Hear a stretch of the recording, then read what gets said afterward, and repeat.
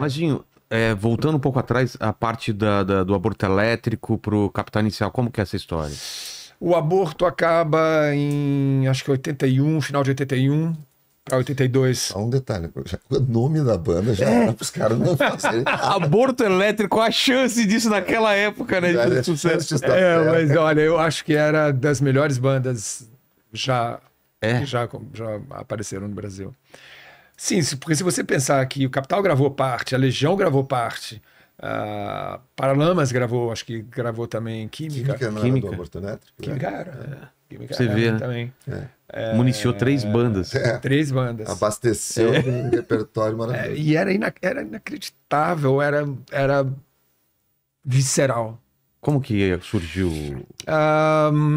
Eu acho que o Fê conhece o Renato e eles descobrem que eles têm e o André Pretórios, que era o guitarrista, que era um filho de um diplomata da África do Sul. E eles se trombam em alguma... Eu não sei dos detalhes como eles se conhecem, mas eu sei que eles descobrem que eles têm um gosto em comum. Que eles gostavam na época, eles gostavam de Stooges, que são os proto-punks. São os caras que precedem o punk rock. MC5, Stooges, Patti Smith. E o começo do punk rock também. Os Stones, os Sex Pistols, o Clash. Eles descobrem que eles têm essa afinidade musical. O Fê, o baterista do Capital, ele estava na Inglaterra quando acontece o verão do punk, que é em 77, quando estoura a coisa realmente fica maior. Ele estava lá porque o pai dele era um professor universitário e ele tinha sido transferido para uma cidade perto de Londres chamada Leicester. Ele estava dando aula lá, ou fazendo um curso, não sei bem, e ele vê algumas dessas primeiras bandas, tem a sorte de ver algumas dessas primeiras bandas, primeira geração de punk rock, e volta para o Brasil em 79, e por ali ele conhece o Renato, descobrem que todos eram apaixonados por essa onda que vinha se anunciando, e fazem o aborto elétrico, cuja evolução é surpreendente. Porque a primeira música do Aborto Elétrico era uma paródia de I Wanna Smell Some Glue, do Ramones, Eu Quero Cheirar Cola. Só que eles fazem uma música chamada Benzina. Tá. E era assim, não tenho grana nem pra perna nem pra quina, só tenho 30 mangos, vou comprar benzina. Essa é a primeira música do Renato. Tá?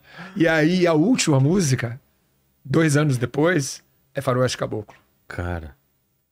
Ou seja, em 2 anos, ele vai de benzina para Faroeste Caboclo, sabe? E a coisa vai ficando cada vez mais sofisticada, vai ficando cada vez mais... E por que ela acaba? Eles se desentendem. Eu acho que o Renato possivelmente percebe que uma banda chamada Aborto Elétrico tinha uma vida útil limitada, curta, mas ele sai, gozado que ele não sai para fazer a Legião, ele faz um período só de violão e voz, que ele chama de trovador solitário. Dessa fase surge Quase Sem Querer, Eu Tenho Andado Distraído, ele começa a tocar Faroeste Caboclo, porque Faroeste Caboclo, embora tenha sido a última música do Aborto Elétrico, o Aborto Elétrico nunca consegue resolver aquele arranjo, que é complicado. Uma hora é forró, uma hora é punk rock, uma hora é folk, sabe? Não é... A Legião conseguiu resolver o Aborto Elétrico, não sei nem se eles se debruçam sobre o problema.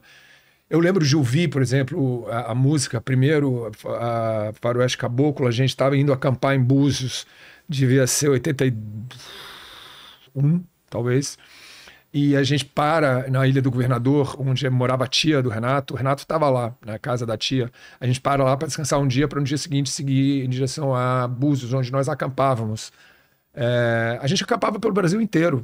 Essas praias todas eram desertas. Ah, é? Não tinha ninguém. Aquela praia principal de Búzios, qual é? A praia hoje famosa, cara, dos ricos e milionários. Não tinha nenhuma casa. A gente acampava lá, achava uma fonte de água doce, botava as nossas barracas e a gente faz até uma experiência. Depois eu conto para você que a gente decide. Bom, aí a gente para na casa da tia do Renato E o Renato, de manhã, nós a caminho de Búzios, fala, olha o que eu fiz, uma música que eu fiz. Pega o violão e toca Faroeste Caboclo, de cabo a rabo. Espanto geral. Começa no início do café da manhã, termina depois do almoço. O sol se pondo e... Não, e aí ele fala, vamos. caraca, meu, eu falo, nossa, meu, e a impressão que eu tive quando eu ouço pela primeira vez é falar, meu, você tá improvisando. De algum modo, você é um gênio musical e tá improvisando isso. Toca de novo.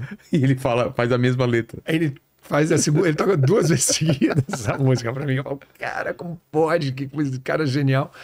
E a gente vai pra Búzios.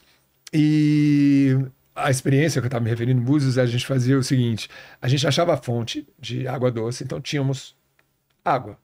Nós tínhamos fogo. Isqueiro. Sim, mas a gente tinha uma outra coisa que eu nunca mais vi, que era uma espécie de uma lata com um funil ao contrário.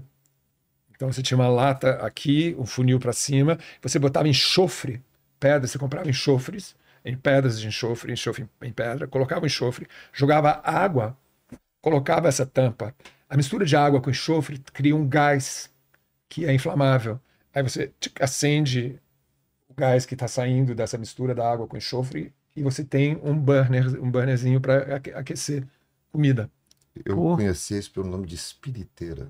Espiriteira? É. Olha, eu não sabia que tinha nome. Espiriteira. Não sei se é... Posso estar Não, equivocado. mas Talvez. então é isso. E a gente decide que vamos ficar independentes do mundo material. Por uma semana. Eu já ia perguntar pro Vamos ver se a gente consegue. Aí a gente vai e pega um negócio que vive na areia, chama tatuí. Sei. Você tira. Vocês comiam? Isso. A gente pegou tatuí, enchemos uma bacia de tatuí. A gente comia, botava, grelhava o tatuí, bebia água e tatuí.